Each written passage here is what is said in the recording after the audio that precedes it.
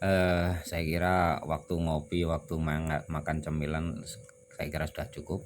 Sekarang kita akan terangkan. Bismillahirrahmanirrahim. Ini masih bagian dari mukadimah. Yang kita bahas adalah tentang fasoha. Anak-anak mungkin sering mendengar kata fasoha. Fasoha itu fasih. Kalau dalam Al-Quran itu pernah Al-Quran surat apa itu saya lupa. Ketika Nabi Musa diutus ke Raja Fir'aun, itu kan Nabi Musa itu sempat mengeluh. Kenapa? Karena Nabi Musa sendiri itu kan terkenal lidahnya apa? Kedel apa itu? Pelat itu, pelat istilahnya, pelat. Karena dulu ceritanya kan ketika dirawat atau di ramut sama Fir'aun itu kan pernah sempat membatek jenggot nih, ini jenggot ini.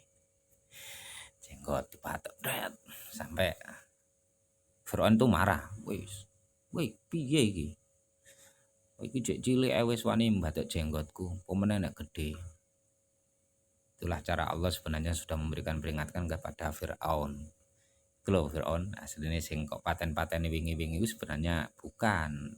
Justru yang kamu bawa ini sesungguhnya yang nanti menjadi musuhmu. Tapi Fir'aun tidak paham. Nah istrinya Fir'aun, siapa itu namanya Asia ya. Kemudian mencoba karena beliau orang beriman, istrinya Fir'aun itu orang yang beriman kan, makanya dalam itu dibukukan dalam Al-Quran wa dzaraballahu mathalam ra'atan ya gitu. Contohkan ada perempuan yang mukmin tapi berada di tengah-tengah orang kafir, yang maksud itu adalah istrinya Fir'aun. Tapi ada juga dicontohkan wanita-wanita yang kafir di tengah-tengah orang mukmin. Siapa? Ya contohnya istrinya Nabi Nuh. Allah menyelamatkan dengan cara istrinya Fir'aun. Walah pak, cara bahasa Jawa, cara bahasa percakapannya kita buat yang ringan aja. Yo maklum lah ngarek cilik orang ngerti apa-apa, ketok jenggote pendek ku apik ya dibatek. Oh ngono tadi. Iya, nek gak percaya cobalah dites. Gimana caranya? Dites saja, kasih makanan dan satunya bara api. Yakin nanti yang dipilih adalah bara api. Ternyata betul, Fir'aun itu memberikan pembuktian. Ya gak ngandel aku. Oh iki cek cilik wis wani mbathik jenggot mentane gede. Akhirnya Fir'aun menyediakan dua benda, yang satu bara api, baranya, yang satu makanan. Sesungguhnya Nabi Musa ketika itu sudah mau ngambil makanan, tapi sama Allah kemudian diturunkanlah malaikat untuk mengarahkan Nabi Musa mengambil bara api. Akhirnya Nabi Musa itu memegang bara api dan dimasukkan ke mulutnya, yang sehingga lidahnya Nabi Musa itu menjadi agak mengkeret. Maka kemudian Nabi Musa tidak bisa berbicara fasih. Fasih dalam pengertian apa? Az-zuhur wal bayan.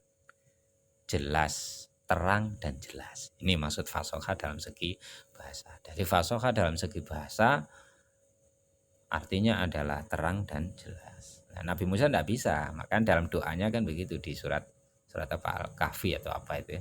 Rabbi srohli sodri wa yassirli amri wahlul. Nah, itu sana ada wahlul uqdatam min lisani. Itu adalah doanya Nabi Musa. Allah, semoga engkau wahlul itu mengudari, melepas bundelan-bundelan yang ada di lisan saya, supaya bisa, maksudnya Nabi Musa menginginkan bisa berucap secara fasih. Karena Nabi Musa tidak bisa berucap secara fasih, maka ketika Allah mengutus Nabi Musa untuk ke Fir'aun, beliau meminta, ya kalau memang saya diutus ke sana ya tolonglah saya dikasih teman, konco, rewang, yang juga saudaranya sendiri, saudara iparnya, supaya mampu menjelaskan kepada Fir'aun dengan jelas. Nah di sini warsil ma'ana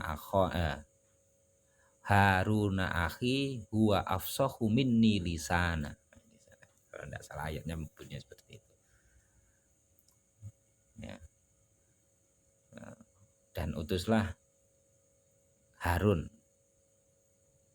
huwa afsahu minni lisana, dia lebih fasih lisannya ketimbang saya. Maka kata fasoha itu secara bahasa adalah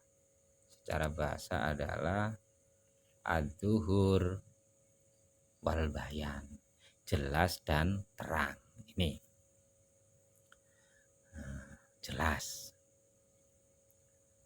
Jadi kalau kita makanya kemudian kalau dalam lomba murotal, tahfidz atau apapun itu mesti ada satu juri yang bertugas menilai secara khusus tentang fasoha. Kenapa? Karena fasoha ini nanti berhubungan dengan makna sesungguhnya. Contoh apa ya? Banyaklah contohnya dalam buku-buku ketika mengucapkan lafaz apa ya?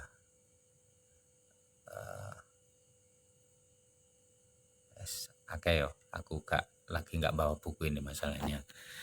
Tapi yang jelas ketika kita mengucapkan sesuatu yang tidak fasih, tidak sesuai dengan lafadznya, maka bisa jadi maknanya akan berubah. Maka ada persyaratan fasih. Tapi bagi mereka yang memang mampu untuk fasih, tapi ketika bagi mereka yang tidak mampu fasih, maka jangan terlalu dipersoalkan, ya kan? Karena kita seringkali ketika menemui orang yang tidak fasih kemudian ngimami itu kadang-kala kita itu bingung, wah itu mana gak fasih ngerubah makna. Secara fikih mungkin iya, tapi ketika secara yang lain seperti ketasawufan kadang kita melihat siapa yang menjadi imam. Kalau imamnya imam besar, taruhlah yang imami, maaf umpama ini, yang mengimami adalah kiai kita. Ternyata bacaannya nggak fasih, kemudian kita mufarokoh, ya iman. Nggak perlu, bagi saya nggak perlu. Kenapa? Mungkin secara fikihnya kayak gitu, fikihnya harus fasih. Tapi ketika kita menghormati orang yang lebih alim, lebih tua dari kita dan lebih alim dan terkenal lebih alim, maka kita ikut saja tidak apa-apa. Pakai logika kayak apa? Logikanya begini, kita ngomong pakai bahasa isyarat aja sesama manusia paham kok, apalagi Tuhan. Akan tetapi kalau kita masuk kepada dunia keilmuan, maka fasih itu adalah menjadi syarat. Seseorang itu jadi qurra, orang ahli baca, itu tidak boleh makmum kepada orang yang tidak bisa membaca, dalam pengertian orang yang kurang fasih. Itu secara fikihnya. Tapi gak iso awake dhewe kemudian murni fikih saja, itu tidak bisa. Udah, kita lanjut kok akhirnya malah nerangno fikih. Jadi fasohah penting. Kenapa? Untuk menjaga jangan sampai kita salah mengatakan sesuatu, tapi mengucapkan sesuatu tapi kemudian maknanya menjadi berubah gara-gara kita tidak fasih gitu. Maka karena keilmuan balaghah membahas ini. Kalau kita ingin jadi yang sempurna dalam menyampaikan apapun itu, syarat yang pertama harus fasih. Kenapa? Karena berhubungan dengan makna yang akan kita sampaikan. Kemudian menurut ahli balaghah, ini maaf ini sebenarnya bukan ma'ani, tapi menurut ahli balaghah, fasoha itu apa? Secara istilah, ungkapan bahasa atau kata yang jelas, terang, dan cepat bisa difahami maknanya. Ini bahasa. Ini ada poin yang penting. Nah, ini ada ungkapan bahasa atau kata yang jelas dan terang. Kenapa jelas dan terang itu menjadi sebuah syarat? Ya, karena berhubungan dengan makna.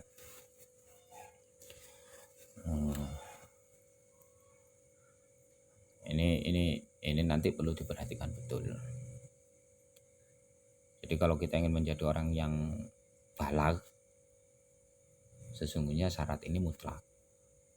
Akan tetapi ungkapan yang seperti ini jangan kemudian dijadikan sebuah kemutlakan, karena banyak diantara kiai-kiai kita yang menguasai ilmu balaghah betul tapi dalam fasohah mungkin lemah. Nah, akan tetapi ketika kita bisa memahami itu sudah cukup sebenarnya. Tapi kalau ingin yang sempurna, maka fasohah itu menjadi syarat. Selanjutnya fasohah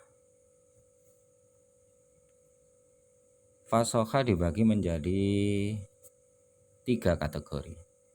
1 fasohatul mufrad, 2 fasohatul kalam, dan 3 fasohatul mutakallim.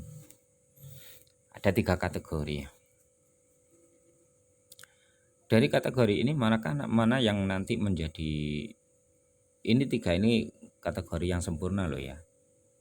Tapi yang paling pentingnya nanti di mana?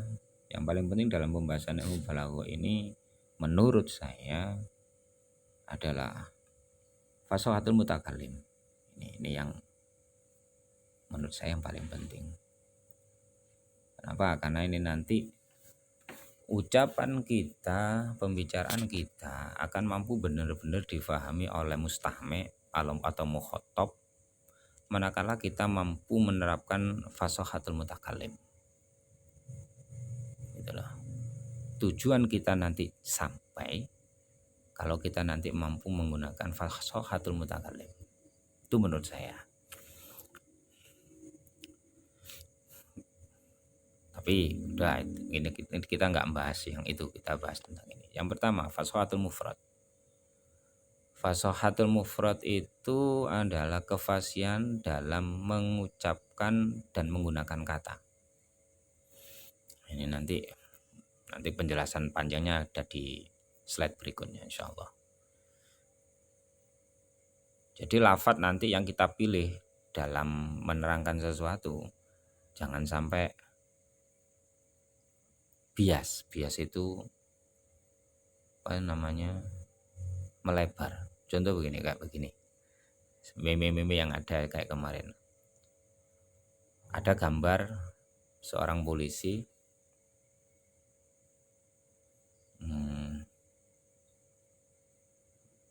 membawa timbangan.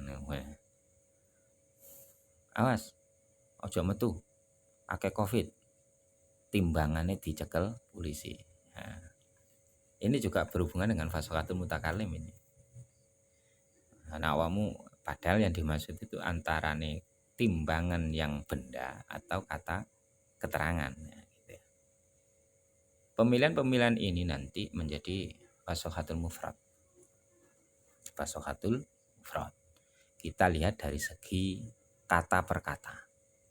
Jadi fasohatul mufrad itu kita lihat dari segi kata per kata. Kefasihan dalam mengucapkan dan menggunakan kata. Kata yang kita pilih itu harus tepat sesuai dengan tujuan. Tapi ketika tujuan itu memang untuk tujuan guyon, yo boleh-boleh saja. Tapi nanti penjelasan di belakang. Selanjutnya fasohatul kalam. Selanjutnya adalah fasohatul kalam. Kefasihan dalam menyusun kata atau kalimat. Seringkali kalau kita menyampaikan sesuatu kadang muter-muter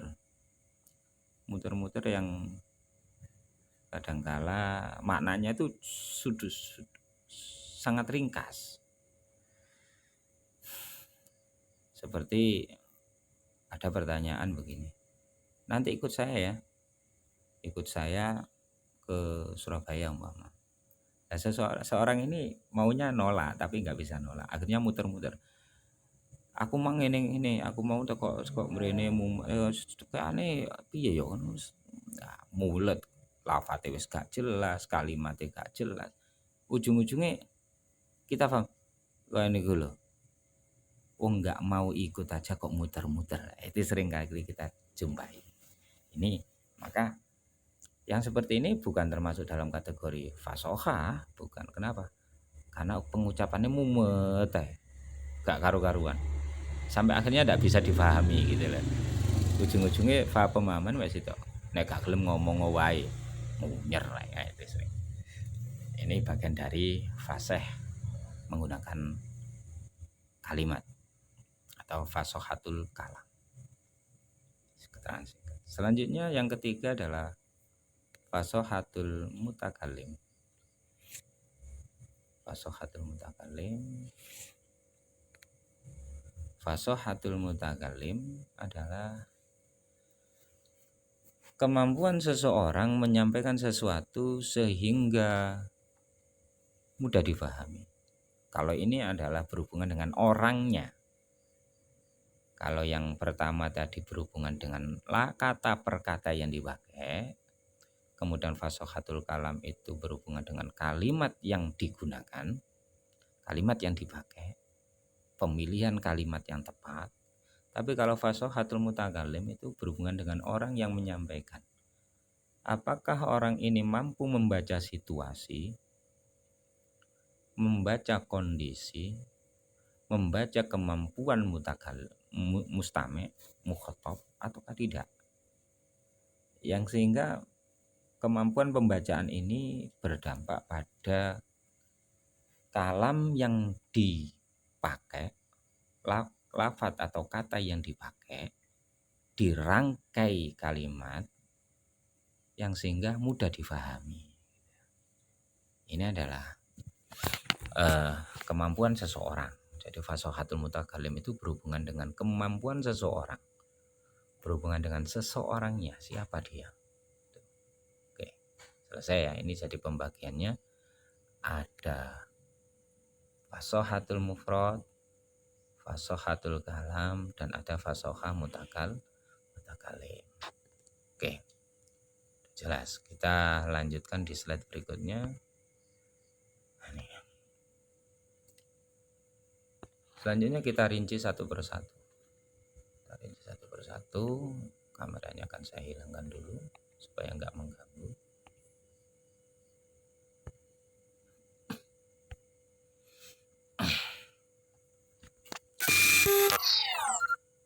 Fasohatul mufrad. Fasohatul mufrad ini adalah bisa disebut juga dengan fasohatul lafzi. Fasohatul lafzi. Kalau dalam bahasa Indonesia biasa disebut fasohah kata-katanya fasih.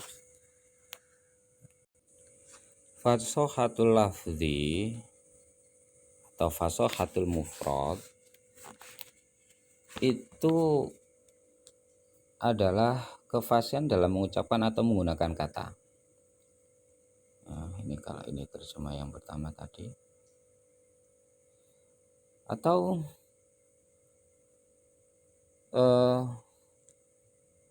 pengertian yang lain, fasih lafaz atau katanya dan jelas hurufnya. Jadi berhubungan dengan individu lafaz dan berhubungan dengan huruf. Maka lafaz itu akan menjadi fasoha apabila menetapi 3 syarat. Apa syarat itu? Yang pertama adalah tanafurul huruf. Lafaz yang dipakai itu terhindar dari huruf-huruf yang sulit. Hurufnya aja sulit. Kalau di sana ada contoh, silakan dibuka bukunya. Ada kata hu. Ya. Sifat pada satu kalimat yang menyebabkan kalimat itu berat dan sulit untuk diucapkan. Jadi sulit diucapkan itu kata kunci dari fasoha. Fasohatul lafaz, fasohatul mufrad. Jadi lafaz itu sulit diucapkan. Di sana dicontohkan adalah hu. Kenapa menjadi sulit diucapkan? Ya di sana karena berkumpulnya huruf halki. Halki, ha ain, kho ain, hu. Itu kalau kita lihat di contoh buku, silakan dibuka bukunya. Saya juga akan membuka buku. Hu.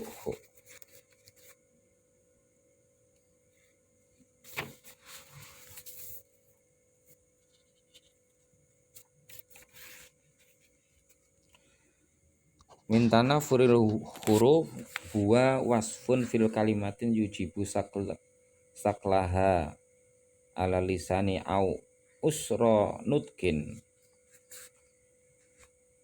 Termasuk dari tanafurul huruf adalah sebuah sifat di dalam kalimat yang menjadikan berat kepada lisan atau sulit kepada lisan untuk mengucapkan itu. Ya. Contoh tarok tuna koti tur'a al-hu'hu ghadairatun mustasyiratin ilal ula. Jadi itu yang contoh yang dimaksud adalah kata hu'hu dan mustasyiratin. Di sana berkumpul antara sin, shin dan za. Dan ini sangat sulit.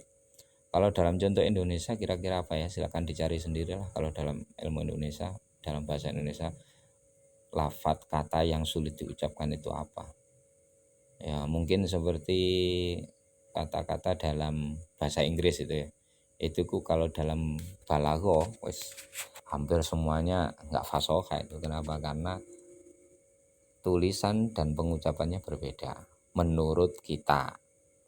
Tapi menurut orang Amerika, orang Inggris sendiri yo biasa-biasa saja. Gitu ya. Jadi yang pertama harus terhindar dari tanafurul huruf, sulitnya diucapkan.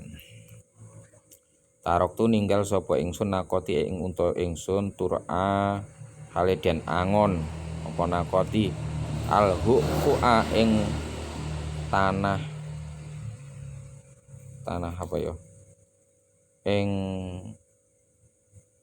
taman bentar. Yang padang rumput. Hu'hu itu artinya padang rumput.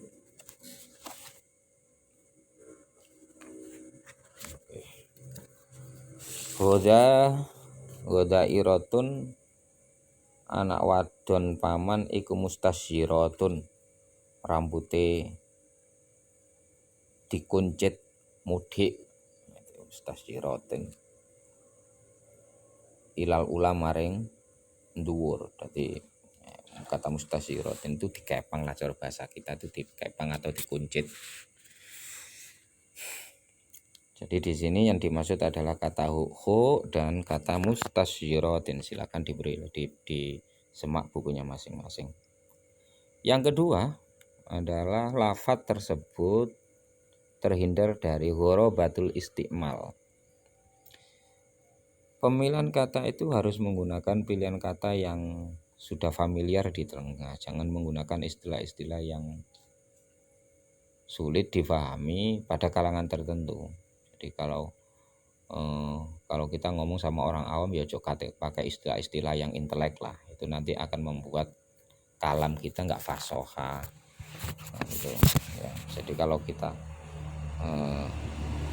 atau pilihan kata itu tidak biasa dipakai, jangan sampai lafadz atau kata itu tidak biasa dipakai. Cara bahasa isyarat tentu dia ngomong bahasa-bahasane arek-arek gaul-gaul niku termasuk bukan fasoha, tapi menjadi bahasa pasaran, bahasa-bahasa komunitas.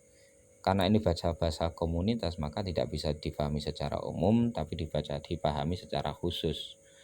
Dan tidak menjadi fasoha di kalangan umum, tapi fasoha di kalangan mereka.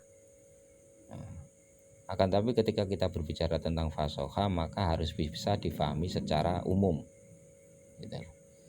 Maka lafadz itu akan menjadi fasih manakala lafadz itu terhindar dari ghorobatul istimal. Lafadz itu jarang dipakai, maka harus dihindari. Syarat fasoha, lafadz itu berarti biasa dipakai atau umum, difahami oleh banyak orang. Contoh di sana, malakum takaktum alayya kataka kuikum ala zi junnatin ifron kau.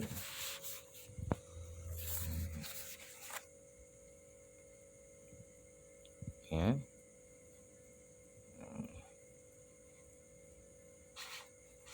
Kata takak ka itu menggunakan makna ijtama'a. Kata ifrong ka'a itu menggunakan makna insorofa. Malakum takaktum alayya katakaku ikum aladi jinnatin ifrong ki'u ani. Kalau dimaknani secara Indonesia begini, apa maksud kalian semua mengerumuniku, berkumpul, mengumpuli saya, bukan mengumpuli tapi mengerumuni saya yang sedang terjatuh, seperti mengerumuni orang gila saja. Silakan kalian semua bubar dan menjauh dariku. Kalau dimaknani kitab ini, ma iku apa lakum kadhe sira kabeh takaktum kumpul sira kabeh alaiya ing atase ingsun. Kata kaktum kaya oleh kumpul sira kabeh ala di jinnatin ing atase wong gendeng. Ifron kau mongko buwaro sira kabeh ani saking ingsun. Nah, pemilihan kata takaktum itu ghoroba, tidak biasa. Kalau sebenarnya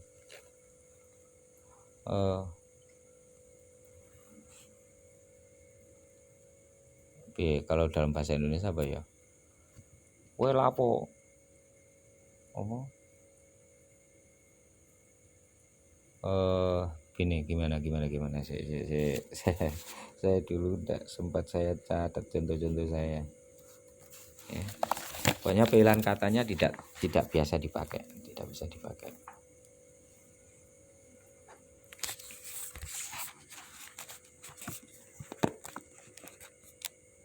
Kamu lapo mrene munyer koyok munyeri wong gendeng ae ya. Kata munyer di sana yang dimaksud adalah mengelilingi. Nah, kata munyer kan enggak biasa dalam kalimat itu kan. Sejujurnya kita cukup mengatakan lapo awakmu kumpul neng gini, kan itu sudah cukup. Tapi dia memilih bukan kata kumpul, tapi munyer ngomong. Nah, kata munyer itu dipakai tapi tidak pada tempatnya. Kenapa? Karena akan membuat kita bingung. Kok iso enggak kata munyer loh, padahal yang gini kumpul gitu. Oke. Selanjutnya, terhindar dari mukhalafatul qiyas. Mukhalafatul qiyas, menyimpang dari kaidah bahasa.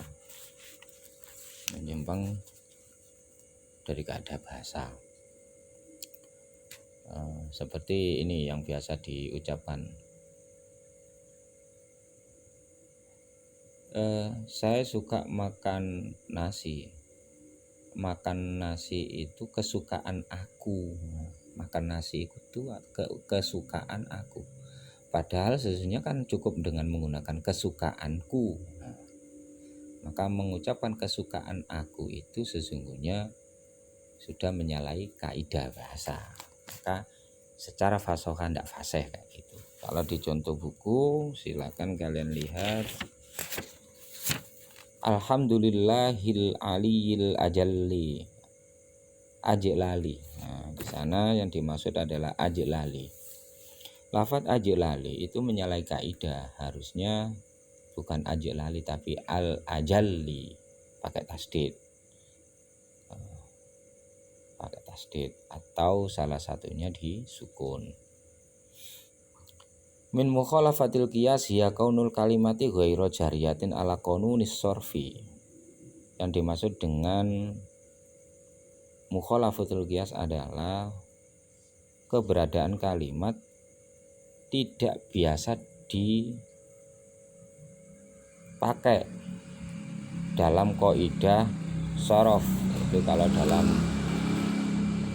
bahasa Arab, tapi kalau dalam bahasa Indonesia ya tidak biasa dalam kaidah bahasa Indonesia. Seperti tadi penggunaan kata ganti orang pertama, orang kedua, orang ketiga harusnya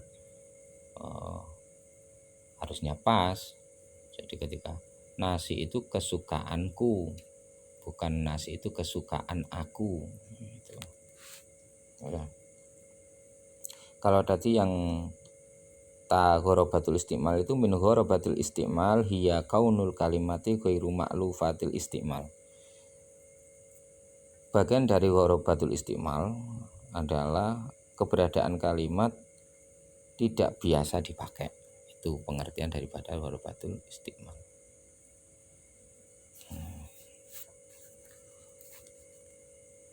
Selanjutnya ya, jadi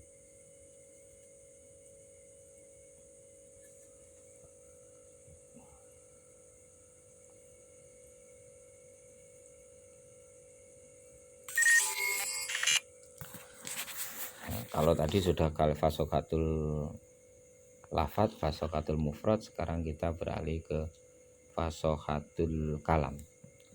Bagaimanakah kalam itu disebut sempurna? Kalam itu disebut sempurna.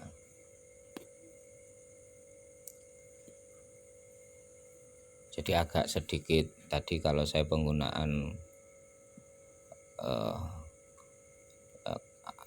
atau kalau yang di fasohatul mufrad tadi penggunaan awalan dan akhiran yang tidak tepat, itu juga termasuk ghorobatul termasuk mukhalafatul qiyas. Penggunaan awalan dan akhiran yang tidak tepat itu termasuk mukhalafatul qiyas. Sekarang fasohatul kalam. Fasohatul kalam adalah kefasihan dalam menyusun kata atau kalimat. Atau pengertian yang kedua, kalimat yang digunakan jelas maknanya, mudah pengucapannya dan bagus susunannya. Jadi sebuah kalam, sebuah kalimat, sebuah ucapan itu akan menjadi fasih apabila satu, terhindar dari tanafurul kalam, terhindar dari tanafurul kalam. Ini bukan kalam, ini tanafurul lafzi. Tanafurul lafzi, maaf, ini tanafurul lafzi ya, bukan tanafurul kalam. Tanafurul kalam ya, tidak apa-apa lah, tanafurul kalam. Kalimatnya sulit diucapkan, kalimatnya sulit diucapkan. Bagaimana kalimat itu sulit diucapkan? Seperti gini. Contoh dalam bahasa Indonesia itu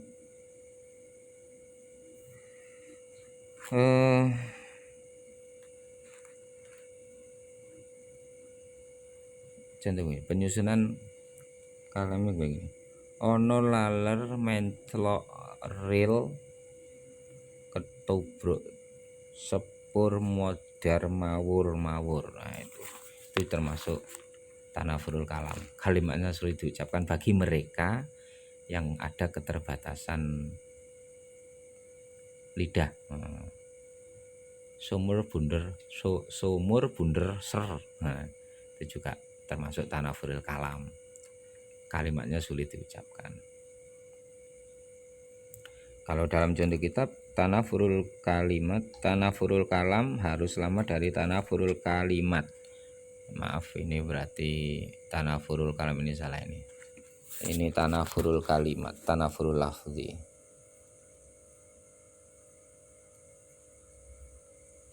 Tanafurul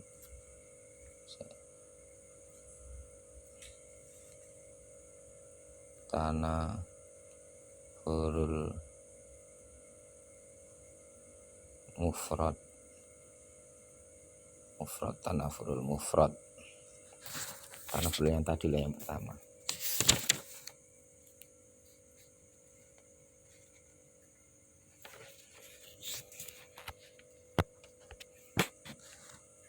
Tahu ya, sudah apa-apa, ini sama kok. Jadi pilihan lafadznya itu harus pas. Jangan menggunakan lafadz-lafadz yang sulit diucapkan. Jadi syarat fasoha kalam adalah lafadz yang dipakai itu harus terhindar dari lafadz-lafadz yang sulit diucapkan, atau kalimat itu sulit diucapkan. Karena lafadznya sudah sulit, maka otomatis kalau kata-kata itu sulit diucapkan, maka otomatis kalimatnya juga akan sulit diucapkan. Kalau dalam kitab itu kaunul kalam sakilan aw usronutkin alal lisani ba'da tarkibi. Keberadaan kalam itu berat atau angel atau sulit untuk diucapkan bagi lisan setelah disusun. Setelah disusun berarti kan berhubungan dengan lafadz. Jadi lafadz-lafadz yang digunakan itu sebuah lafadz yang sulit untuk diucapkan, seperti karimun mata amdahuhu walwaro ma'iya wa idha ma lumtuhu wahdi wa qabru harbin bimakanin kufrin walaysa kurba qabrin harbin qabru. Itu lafaz-lafaz yang sulit diucapkan. Kalau dalam bahasa Indonesia itu, kalau saya contohkan, ono laler menclok rel ketubruk sepur mawur, karena berkumpulnya huruf R dan L, itu juga sulit, yang telah disusun menjadi kalam. Kalau tadi di maknanya terjemah itu, dialah orang-orang yang dermawan, bila ku sanjung maka aku menyanjungnya bersama orang lain. Karimun utai wong loman mata amdahu kapan aku ngelem, ya amdahuhu mongko ngelem sapa ingsun wal waro sartane wong liya, mai sartane ingsun, wa ida malum tuhu lan nalikane maido sapa ingsun ing karim, lum tuhu mongko maido sapa ingsun ing karim wahdi hale ijen ingsun. Wa qabru harbin utai kuburane Pak Harb iku bimakanin fukufrin ing dalam panggonan kang tandus, walaisa kurba qabrin lan ora ana iku ing dalam cedheke kubure Pak Harb apa qabrun kuburan. Selanjutnya yang kedua, syarat yang kedua adalah dhofut ta'lif, terhindar dari dhofut ta'lif. Kalimat yang digunakan menyalahi kaidah bahasa, seperti yang saya sebutkan tadi, menyalahi kaidah bahasa.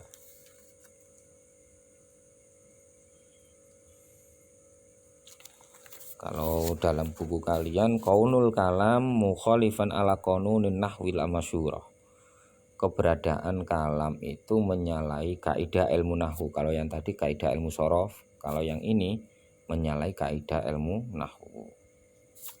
Contohnya jaza banuhu abagilan an kibarin wa husni fi'lin kama yujza sinimaru.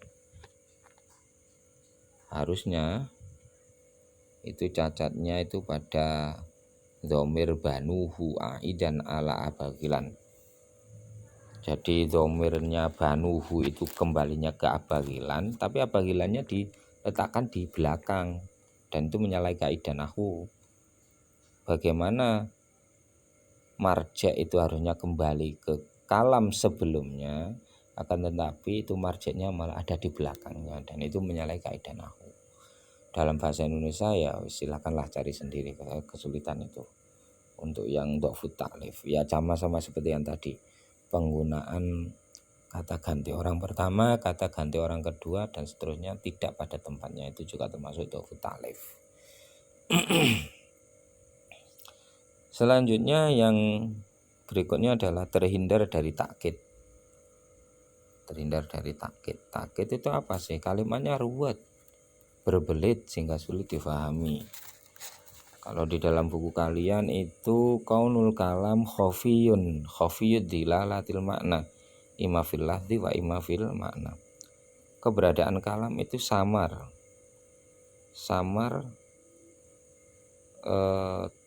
dari tanda-tanda makna yang jelas. Imma fil lafzi, bisa terjadi pada lafaz, wa imma fil makna, lan bisa terjadi pada maknanya. Seperti contoh jafakhat wahum la yajfahun nabiha bihim siyamun ala hasabil akhri dalailu. Nah, ini takkid lafzi.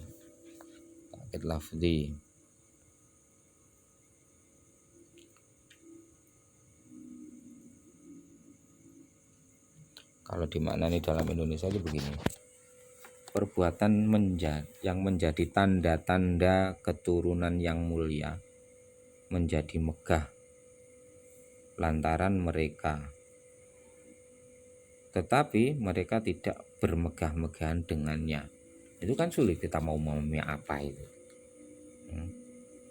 Takkid lafzi, lafadznya munyer-munyer. Selanjutnya contoh yang takkid maknawi itu saat lubu bu'dad dari angkum litakrobu watas kubu ainaya adumu'a litajamuda. Kalau di makna terjemah bahasa Indonesia begini, aku akan mencari rumah yang jauh dari kalian agar kalian dekat denganku, dan kedua mataku mengalir air mata agar keduanya menjadi beku. Ini sebenarnya hanya ingin mengungkapkan rasa sedih yang mendalam, dan maknanya ruwet. Kok bisa menjauh untuk dekat gitu loh.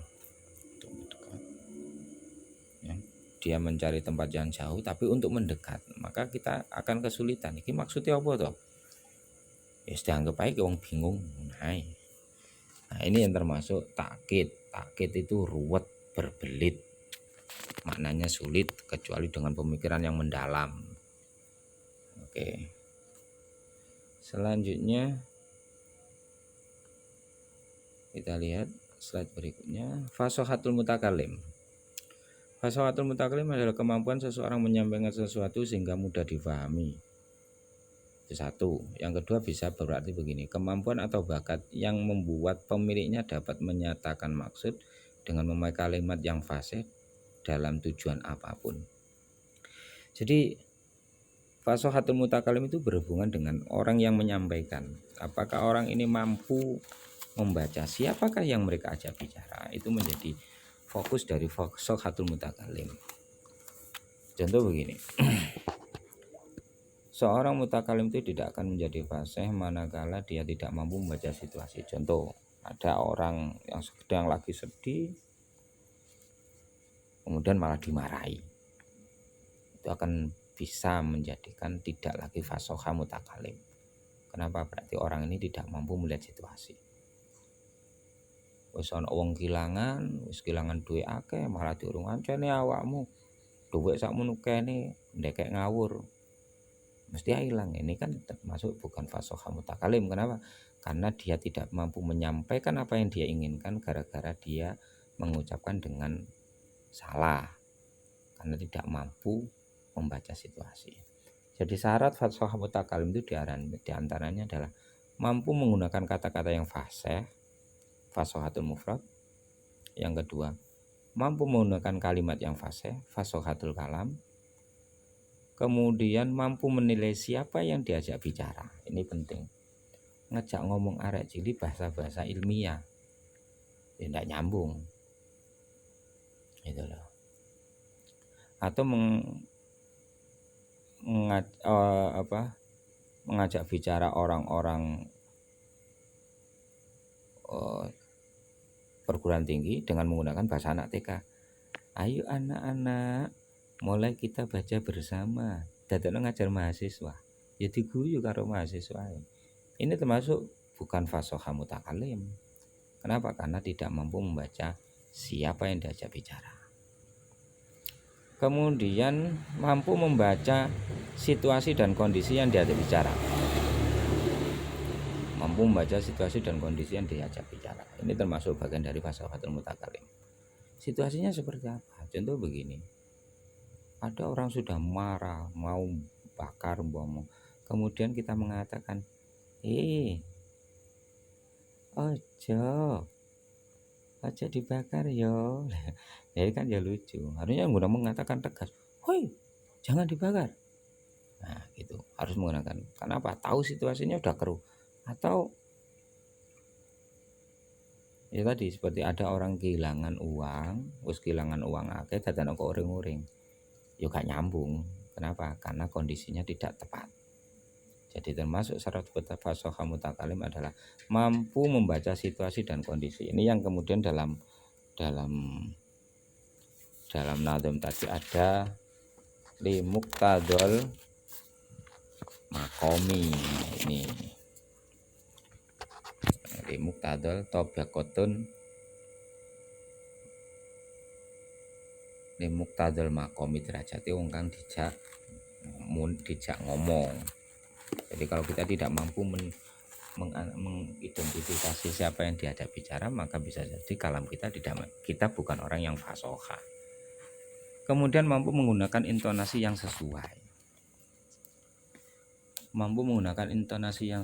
Kadang begini, kadang kita apa yang kita sampaikan itu tidak bisa difahami secara sempurna manakala intonasi yang kita gunakan salah.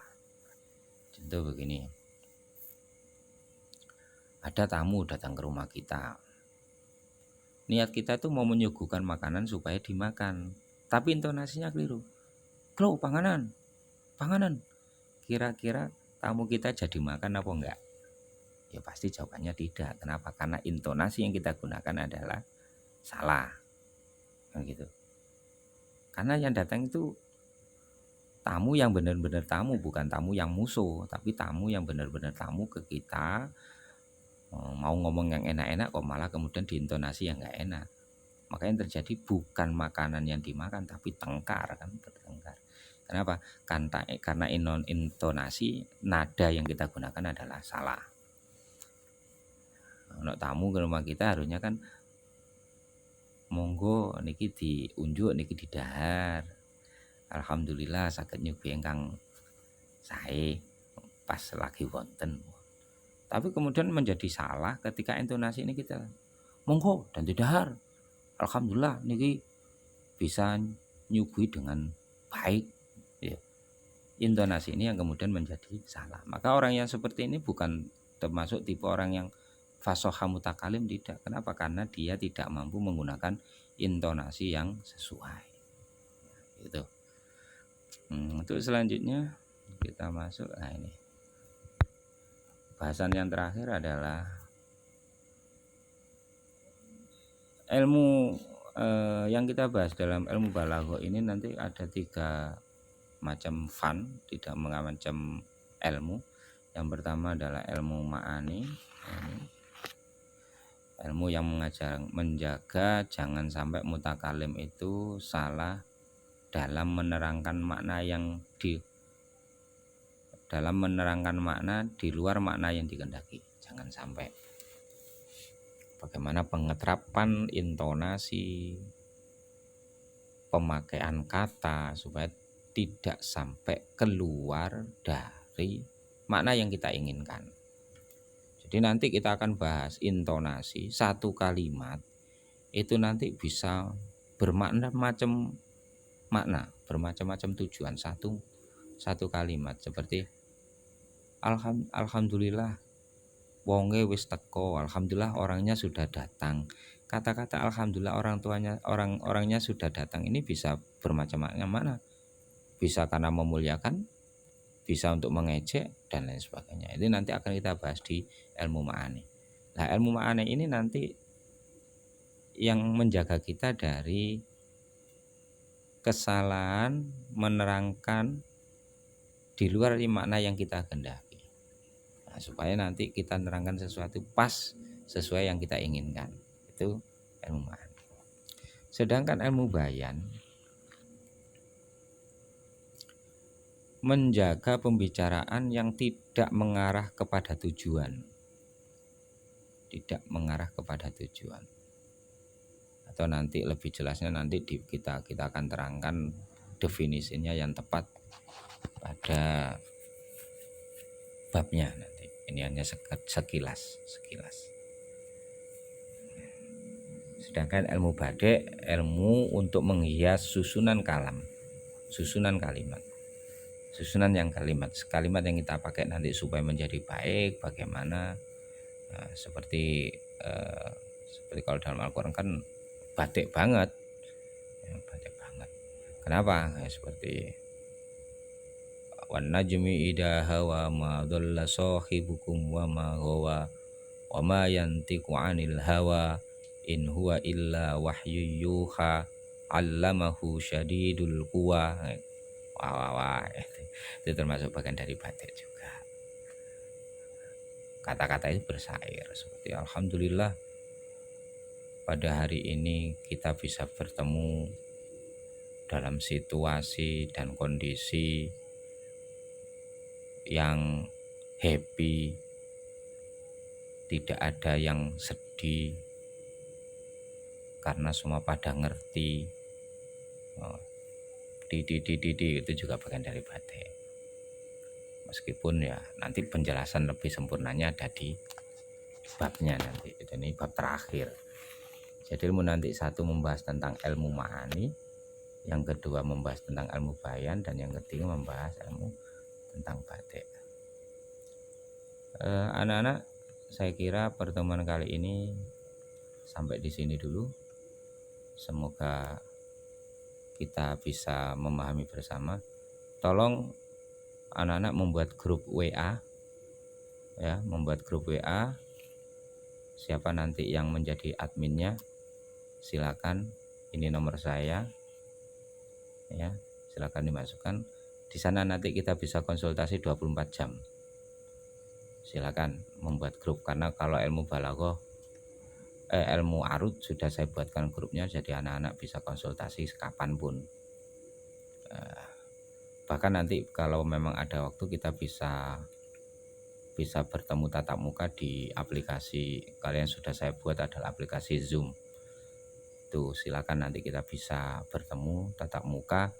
Kalau memang menginginkan pembelajaran tatap muka, nanti aplikasinya akan kita gunakan pakai Zoom atau Google Meeting, ya. Tapi nanti kita lihatlah, kalau memang dibutuhkan kita akan buatkan pertemuan di online. Anak-anak, sampai di sini dulu pertemuan kita hari ini. Semoga apa yang kita pelajari bisa bermanfaat bagi kita semua. Apabila ada kurang jelas silakan ditanyakan. Ini nomor HP saya, bisa ditanyakan, nanti insya Allah saya jawab. Dan saya mohon nanti dibuatkan grup, ya, siapa yang mengawali siapa terserah lah. Pokoknya saya minta ada grup balaghah, karena grup arud sudah, grup balaghah silakan nanti dibuatkan. Dan tugas hari ini nanti saya mohon maknani kalian difoto dan dikirimkan ke saya dalam waktu, saya kasih waktu 2 hari untuk menyelesaikan. Bagi teman-teman yang masih paketan bukunya belum datang, silakan ditulis ulang. Ini bagian dari penilaian. Jadi kalau tidak mengirimkan tugas, ya maaf, nilaimu nggak ada. Sampai di sini dulu. Alhamdulillahirobbilalamin. Wassalamualaikum warahmatullahi wabarakatuh.